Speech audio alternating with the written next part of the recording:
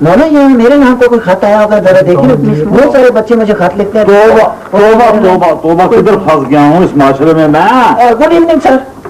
और तुम्हारी होगी गुड इवनिंग, मेरी तो बैड इवनिंग हो गई आज। Sorry sir. वालेकुम अंकल। रोले यस सर। जवाब दो, मैं जरा बिजी हूँ। वालेकुम अस्सलाम मिस मौला, कैसी हैं आप? साफ बस बस बस, जितनी तुम्हें डिक्टेशन दी जाए उतने ही हुक्म की तामील किया करो। Yes sir. क्या हुआ अंकल आपको?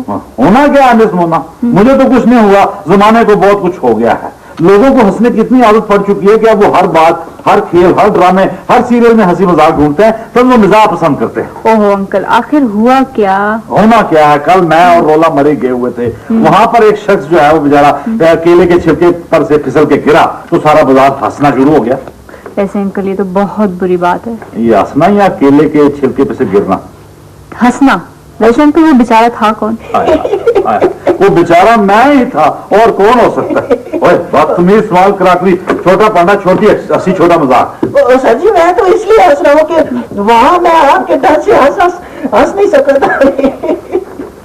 वैसे अंकल मैं आपको एक बात बताऊं, पहले बात तो ये है कि हमें चलते फिरते खाना पीना नहीं चाहिए। अच्छा। और अगर हम खाएं तो हमें छिलके जो है कूड़ा करकट जो है सारा टोकरी में फेंकना चाहिए। अच्छा सुना, मैं बोला कि पहले खाने से पहले, एक अमरूद लेने से पहले कूड़े का ड्राम ढूंढें, उसको साथ रखें, उसके बाद खाना शुरू करें। अच्छा, इसका मतलब है कि आप भी लोगों की हंसी का सामान खत्म करना चाहती हैं। अच्छा आप ये बताओ, मरी क्यों गए थे? हाँ, एक कॉन्फ्रेंस अटेंड करने गया था मिस मोना। आप तो जानते हैं कि हम बड़े लोग छोटे लोगों के मसाइल हल करने के लिए कितनी सरगर्मी से काम करते हैं। जब गर्मी बढ़ जाती है तो उसे ठंडा करने के लिए ठंडे मुकाम पर बैठकर ठंडे दिल से ठंडी ठंडी बातें सोचते हैं कि हमें गरीबों की मदद के लिए क्या करना चाहिए। बिल्कुल ठीक है आपने पापा जी। और चुप है। अंकल कॉन्फ्रेंस किस चीज के बारे में थी? यही कि गरीब लोगों को गर्मी क्यों लगती है। वैसे हम बहुत बड़े होटल में ठहरे होते मिस मोना। क्या नाम था रोले इस होटल का? सर जी नाम तो याद नहीं है, ठहरे मैं चमचे देखकर बताता हूँ आपको। चमचे अंकल? चमचे कैसे? बदतमीज चमचे। मिस मोना आप इस बातों को छोड़ें, ये तो चमचा हर चमचों की बातें करेगा। आप हाथ पड़े जनाब। अच्छा सर बीच में ही रह गए। खैर सुनिए, ये खत हमने लिखा है दादा और पोता ने, एक स्लिम साहब ने। सुभान अल्लाह, दादा पोता ने, ये दाऊद पूरा होगा। और ये खत सलीम नहीं असलम ने, एक ना पढ़े अलग पढ़े, असलम। अच्छा, एक सलीम नहीं जी। लिखते हैं आजकल मोटर खरीदना आसान है, इसकी मेंटेनेंस मुश्किल है। हाँ। इसी तरीके से इंसान का जिंदा रखना मुश्किल आसान है, डॉक्टर की फीस के हाथों बचना मुश्किल होता जा रहा है। आप अपने प्रोग्राम के जरिए पेशावर हजरात से दरखास्त करें कि वो फीस के वक्त हाथ खुला रखा करें। ठीक है। देखिए जी, जहां तक मोटर मैकेनिक की फीस का ताल्लुक है मिस मोना, वो तो बात ठीक है। अलबत्ता डॉक्टरों को फीस जो है ना अपनी बढ़ानी नहीं चाहिए। वो क्यों सर जी? वो इस तरह, हाँ छोटे पांडे, अब मैकेनिक को देखो ना, हर साल नए मॉडल की गाड़ी पर काम करना पड़ता है और दिमाग लगाना पड़ता है, जबकि डॉक्टर साहबान आया है जब से दुनिया बनी है एक ही मॉडल पे काम कर रहे हैं। क्या हुआ जब तेरी चल रही, क्या सोचा तेरी भाई? ये कितने फंस गया भाई, किस किस्म का चंग, बदतमीज चंग है ये। जी मिस मोना। अच्छा, ये खत हमें जिसने लिखा है उन्होंने कहा इनका नाम नहीं बताएं। अच्छा। हमारे उन्होंने लिखा है कि हमारे यहाँ अगर लोग अपनी सेहत का ख्याल रखना शुरू कर दें तो बेचारे डॉक्टर हकीमों का कारोबार कैसे चलेगा, उनका क्या बनेगा? अच्छा नाम छुपा गए अब ना। डॉक्टर साहबान की सेहत अच्छी हो जाएगी मिस मोना। है जी? वो कैसे जी? अब तो डॉक्टरों का ये हाल है कि बेचारे दिन रात मरीजों को देखते रहते हैं, ना कहीं आते हैं ना कहीं जाते हैं, ना किसी से मिलते हैं, ना सैर ना तफरीह, ना पहाड़ी मुकाम। बस पहाड़ा ही रह गया उनका, पहाड़ी मुकाम तो उनकी किस्मत में। सर जी, सर जी मैंने परसों अपने डॉक्टर साहब को सलाम करने के लिए हाथ आगे बढ़ाया ना। अच्छा। तो उन्होंने मेरी नब्ज पकड़कर दवा लिख दी है मुझे। मुझे पता था डॉक्टर कोई मौका हाथ से जाने नहीं देते, सेहत का ख्याल रखते हैं। मिस मोना, सेहत से मुझे याद है कि हमने सेहत के बारे में एक छोटा सा इबरतनामा, मेरा मतलब है कि स्क्रिप्ट तैयार किया है, तो क्या ख्याल है देखें? और क्या हुआ था? ठहर भाई, चल रही मुझे करन दे। अच्छा ठीक है, सामने देखते हैं। यहाँ पे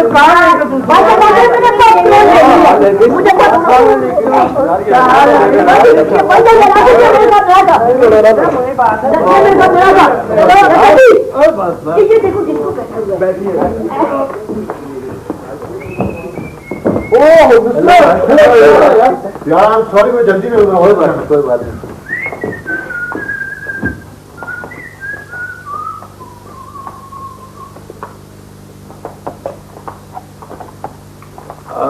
बाबा जी, क्या मैं आपकी कोई मदद कर सकता हूँ? जीते रहो बेटा, अपनी मदद आप करना सीखो। लाइए ये बोझ मुझे दीजिए, मैं उठा लेता हूँ। शुक्रिया। आजकल के जमाने में तुम अपना बोझ खुद उठा लो तो यही गनीमत है बरखुरदार। ओहो बाबा जी, आप तो शायद तकल्लुफ में पड़ गए। लाइए ये बोझ मुझे दीजिए, मैं उठाता हूँ। मुश्किल है, मुश्किल काम है बेटा, ये काम तुम हमें ही करने दो। ओ बाबा जी, आप बुजुर्गों का यही तो मसला है कि आप हम नौजवानों पर एतमाद नहीं करते। आखिर हम ही ने आपकी जगह लेनी है। जगह बनाना और बात है बेटा, विरसे में पाना और बात। ओ बाबा जी, आप हमें आजमा कर तो देखें। अच्छा हाँ, लो, लाइए से तुम्हारी मर्जी। लाई ला ला ला ला बाबा जी, इसमें क्या है? इसमें आने वाला वक्त है बरखुरदार।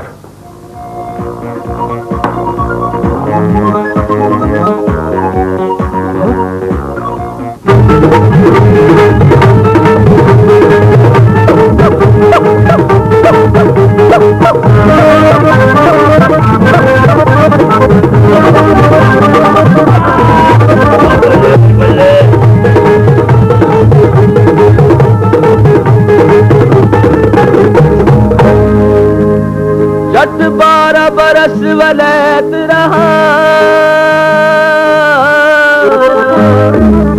और लाया कमा कर टाई।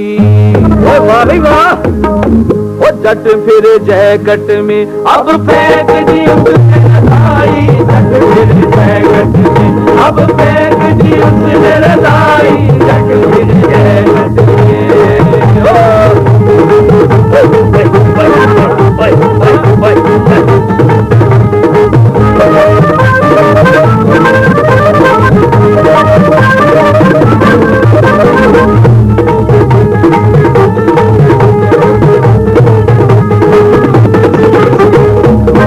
जट 12 बरस दुबई में रहा। ओ बल्ले भी बल्ले, और लाया कमा कर टीवी।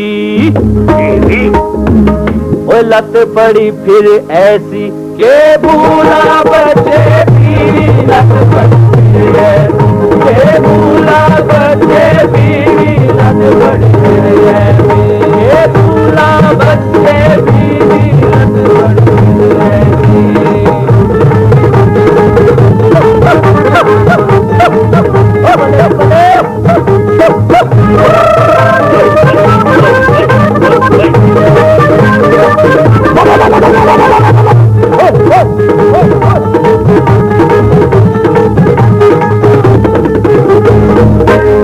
ओ 12 बरस जट अमरीका रहा।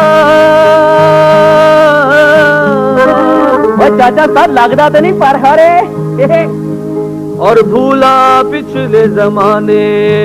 ओ बल्ले बल्ले, वो जट अब हीर न सुने अब सुनता है जिसको गाने। जट अब हीर न सुने अब सुनता है जिसको गाने। जट अब हीर न सुने।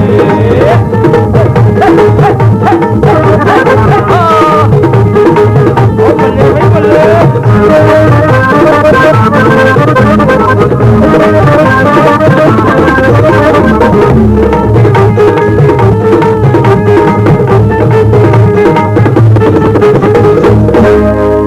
ओ जट 12 बरस विलायत रहा। क्या बात है डेलू? और लाया डीप फरीदर। ओ कुएं पे नहाता नहीं अब जट के घर में कीलर। कुएं पे नहाता नहीं अब जट के घर में कीलर। कुएं पे नहाता नहीं।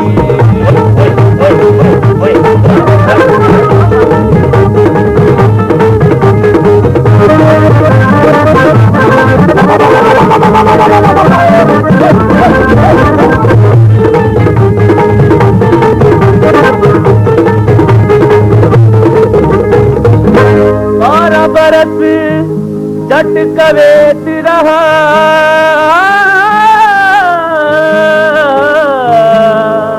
लगता नहीं पर खबरे वो जट रखे इलेक्ट्रिक मधानी। इलेक्ट्रिक मधानी और लस्सी बड़े मिक्सर से झट पिए पर का पानी